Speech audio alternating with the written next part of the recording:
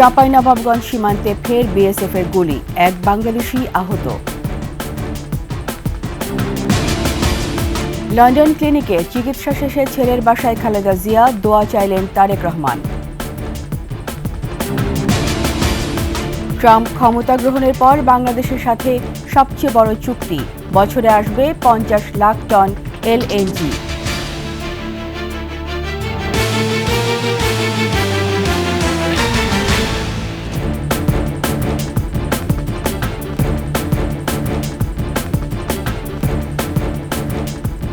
শুনছিলেন সংবাদ শিরোনাম, আমন্ত্রণ 21 দুপুরের সংবাদে, সাথে আছি আমি রীতা চৌধুরী। দর্শক, 21 টেলিভিশনের সংবাদ একই সাথে সরাসরি দেখতে পাবেন আমাদের ফেসবুক পেজ www.facebook.com/2124 অনলাইনে।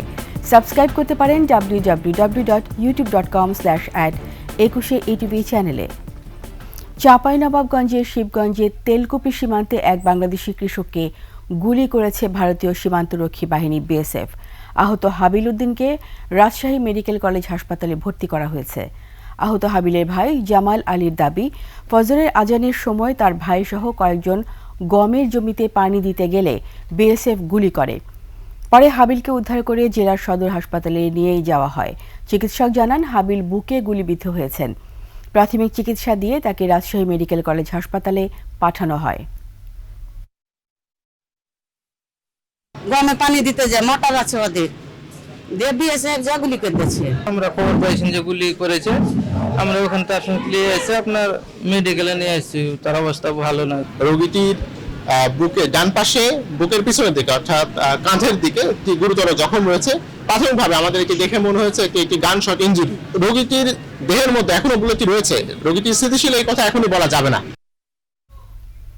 ভয়ঙ্কর মাদক স্কোপোলামিন, অপরাধ জগতে পরিচিত ডেভিলস ব্রেথ বা শয়তানের নিঃশ্বাস নামে। মুহূর্তের মধ্যে সম্মোহন করতে পারে এই মাদক। বিশেষ এই ড্রাগ এখন ছড়িয়ে পড়েছে সংঘবদ্ধ অপরাধী চক্রের হাতে। এর প্রভাবে কয়েক মিনিটে স্বেচ্ছায় নিজেদের মূল্যবান সম্পদ হারাতে হচ্ছে সাধারণ মানুষকে। মাহতাব মিনহাজ জানাচ্ছেন বিস্তারিত। সড়কের পাশে দাঁড়িয়ে মাস্ক পরা লোকটি এদিক সেদিক কাউকে খুঁজছেন। এর মধ্যে দেখা যায় একজন এগিয়ে আসছেন তার দিকে। কাছে আসতেই একটি কাগজে তাকে কিছু একটা দেখতে দেয়। মুখের সামনে নিতেই কাগজে টোকা দেয় মাস্ক পরা লোকটি। সঙ্গে সঙ্গে ওই ব্যক্তি চলে যায় তার নিয়ন্ত্রণে, দিয়ে দেয় সঙ্গে থাকা সবকিছু। এতক্ষণ যে চিত্রটি দেখলেন, এ ধরনের ঘটনা এখন রাজধানীর প্রতিটি এলাকায় প্রায় ঘটছে। এমন অপরাধে অপরাধীরা ব্যবহার করে পৃথিবীর সবচেয়ে ভয়ঙ্কর মাদক স্কোপোলামিন, যা এদেশে পরিচয় পেয়েছে শয়তানের নিঃশ্বাস নামে। স্কোপোলামিন সম্পর্কে জানার আগে চলুন কথা বলা যাক এক ভুক্তভোগীর সঙ্গে। আমার হাতে একটা জিনিস দিল, জিনিস দিয়ে বলছে হে দোকানে দেও। তারপর আমি জিনিসটা লয়ে হে দোকানে গেলাম। তারপর আমার ফোন চাইছে, যেভাবে চাইছে এভাবে দিলাম। দিলে তখন মনে করেন আমি আসলাম, এসে দেখি হ্যাঁ নাই, আমার ফোনটা নিয়ে গেল। পরে কি হয়েছে না হয়েছে আমি তো তা বলতে পারলাম না।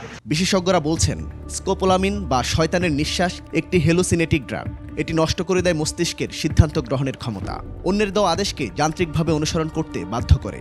এর প্রভাব এতটাই ভয়ঙ্কর যে কোনো ব্যক্তিকে সেকেন্ডেই নিজের নিয়ন্ত্রণে আনা যায়। আমরা যখন এই ওষুধটা দিই, এই অ্যাসিটাইলকোলিন যে কেমিক্যালটা আছে ওটাকে ব্লক করে, ফলে দেখা যায় যে হয়তো আমাদের যে হিপোক্যাম্পাসের যে মেমোরি প্রসেস করা, ওই মেমোরি প্রসেসটা হ্যাম্পার হয়ে যায়।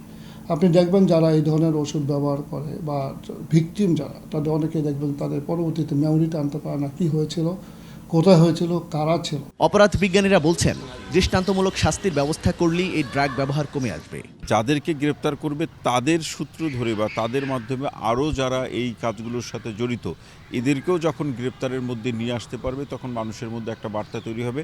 আর এই ধরনের অপরাধপ্রবণ ব্যক্তিরাও কিন্তু এক ধরনের সতর্ক হবে। আইন শৃঙ্খলা বাহিনীর পাশাপাশি জনসচেতনতা এমন অপরাধ কমিয়ে আনতে পারে মত পুলিশের। যদি কোনো অপরিচিত ব্যক্তি যেচে এসে আপনাদের কাছে অ্যাপ্রোচ করে কোনো বিষয় নিয়ে কোনো ঠিকানা দেখিয়ে বলে যে, বা কোনো মাস্ক পরিহিত কোনো আগন্তুক যদি আপনাদের কাছে আসে, নিকটবর্তী যদি পুলিশ সদস্য যদি কাউকে পান, তাদেরকে বিষয়টা অবহিত করতে পারেন। এই চক্র দমনে কাজ করছে বলেও জানায় পুলিশ।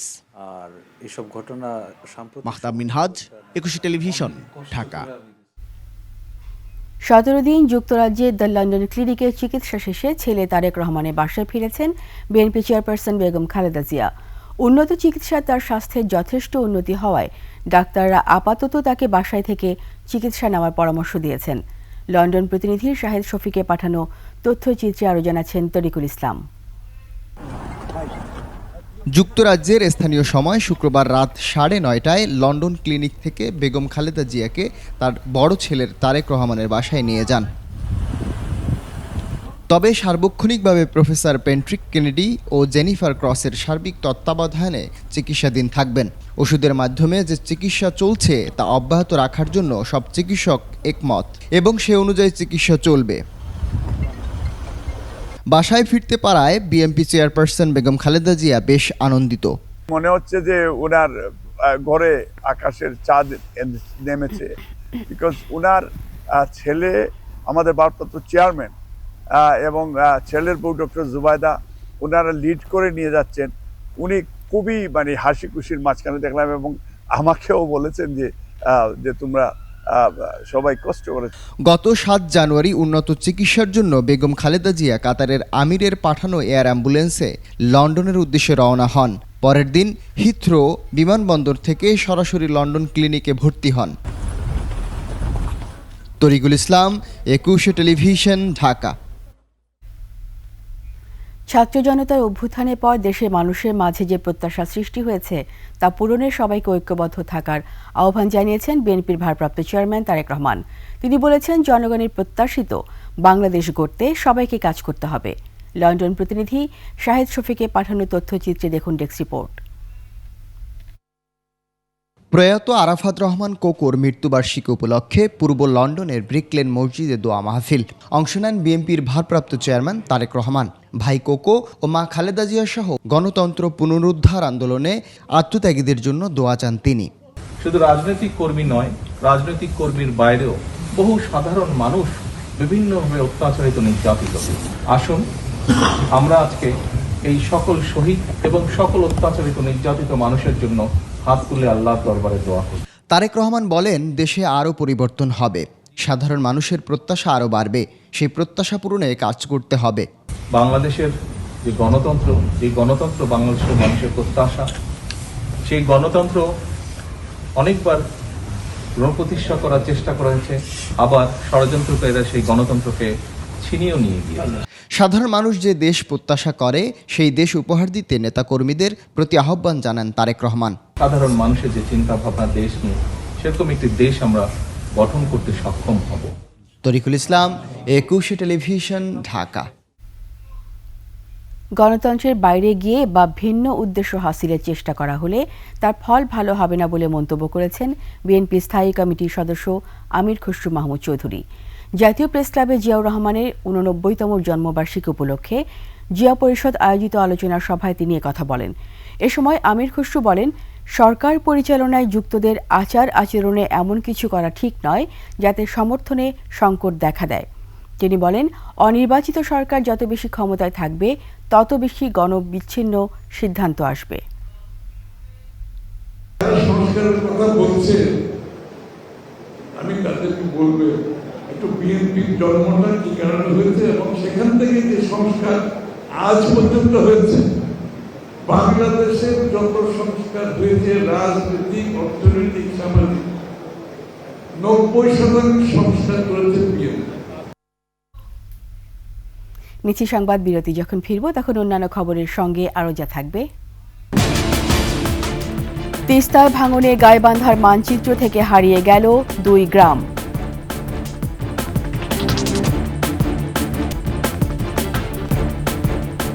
আবার আমন্ত্রণ 21 সংবাদে।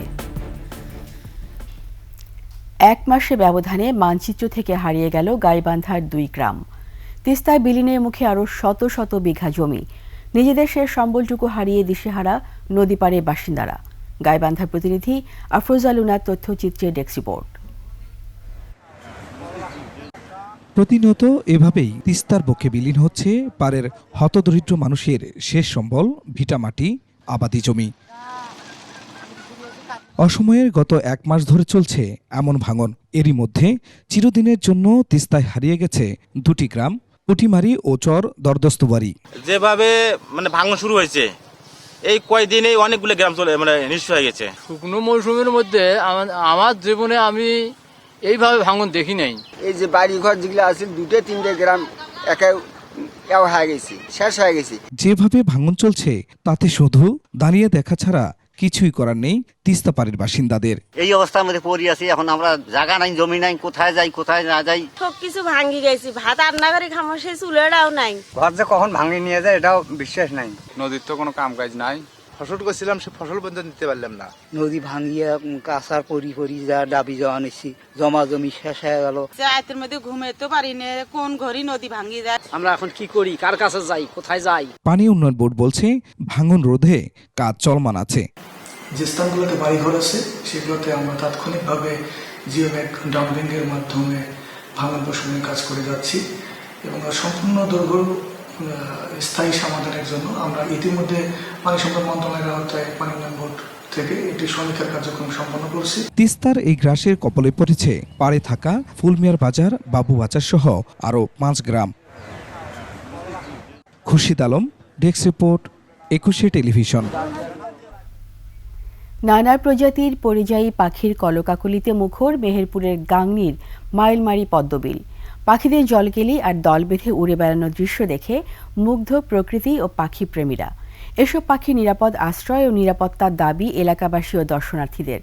উপজেলা প্রশাসন বলছে পাখির অভয়াশ্রম সংরক্ষণে ব্যবস্থা নিচ্ছেন তারা। মেহেরপুর প্রতিনিধি ফারুক হোসেনের তথ্য, ছবিতে দেখুন ডেস্ক রিপোর্ট। অনেক বছর ধরেই এই বিলে পরিযায়ী পাখিদের আনাগোনা। এবছরও শীত মৌসুমে বিভিন্ন প্রজাতির পাখির উপস্থিতি বেড়েছে। পদ্মবিলে আবাস গেড়েছে পানকৌড়ি, বক, বালিহাঁস, কাদাখোঁচা, ডাহুক, শামুকখোল সহ বিভিন্ন প্রজাতির পাখি। সারাদিন বিলে বিচরণ আর রাতে বিলপাড়ের গ্রামগুলোর বাড়ির পাশের গাছগুলোতে আশ্রয় নেয় এসব পাখি। দেশি বিদেশি বিভিন্ন পাখির কিচিরমিচির বিলের সৌন্দর্য বাড়িয়ে দিয়েছে অনেক গুণ। পাখির দলবদ্ধ বিচরণে মুগ্ধ এলাকাবাসী ও দর্শনার্থীরা।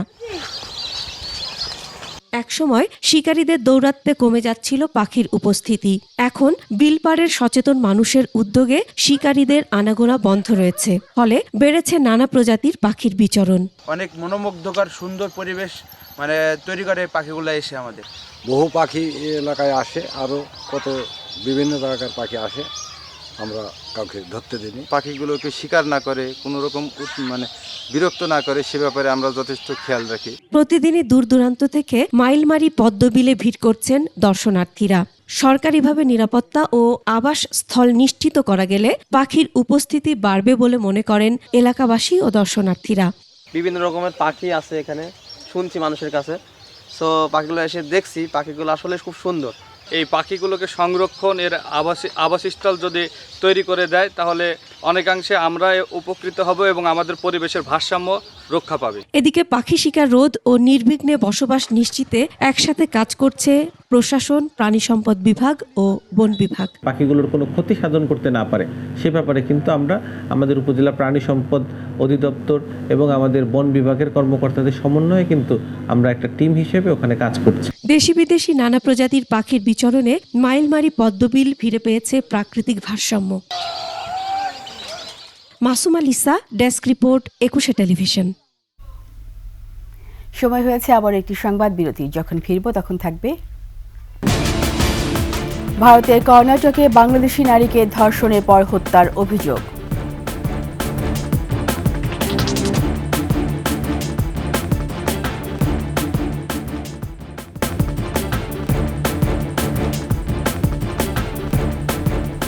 আবার আমন্ত্রণ 21 সংবাদে।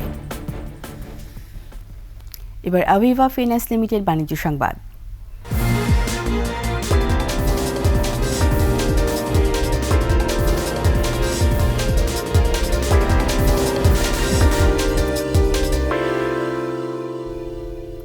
আন্তর্জাতিক বাজারে স্বর্ণের দাম 3 মাসের মধ্যে সর্বোচ্চ পর্যায়ে পৌঁছেছে। দাম বাড়ার পেছনে ভূমিকা রেখেছে মার্কিন প্রেসিডেন্ট ডোনাল্ড ট্রাম্পের শুল্ক আরোপের পরিকল্পনা। এছাড়া তিনি সুদ হার কমানোর আহ্বান করায় ডলারের বিনিময় হার কমে এসেছে। এটিও মূল্যবৃদ্ধির অন্যতম কারণ। চলতি সপ্তাহে স্বর্ণের দাম বেড়েছে 2% বেশি। সব মিলে বিশ্ববাজারে প্রতি আউন্স স্বর্ণের দাম ছাড়িয়ে যায় $2,774। যা গত বছরের 31 অক্টোবরের পর থেকে সর্বোচ্চ। বিশ্বজুড়ে স্বর্ণকে বলা হয় বিনিয়োগের সেফ হ্যাভেল। এ কারণে অনেকে স্বর্ণে বিনিয়োগ করে থাকেন। এছাড়া রিজার্ভ হিসেবে বিশ্বের নানা দেশে সরকার স্বর্ণ কিনে রাখে।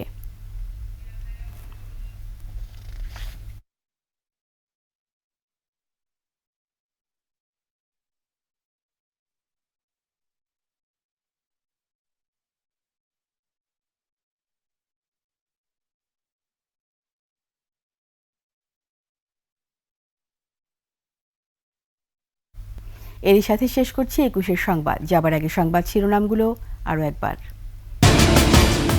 চাঁপাইনবাবগঞ্জ সীমান্তে ফের বিএসএফ এর গুলি, এক বাংলাদেশি আহত। লন্ডন ক্লিনিকে চিকিৎসা শেষে ছেলের বাসায় খালেদা জিয়া, দোয়া চাইলেন তারেক রহমান। ট্রাম্প ক্ষমতা গ্রহণের পর বাংলাদেশের সাথে সবচেয়ে বড় চুক্তি, বছরে আসবে 50 লাখ টন এলএনজি।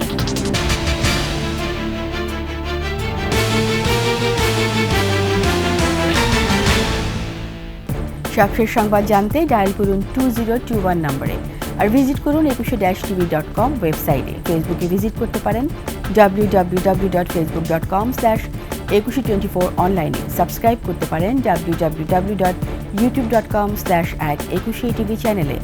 এতক্ষণ সঙ্গে থাকার জন্য সবাইকে ধন্যবাদ। পরবর্তী সংবাদ বিকেল 5টায় দেখার আমন্ত্রণ রইল। 21-এর সাথেই থাকুন।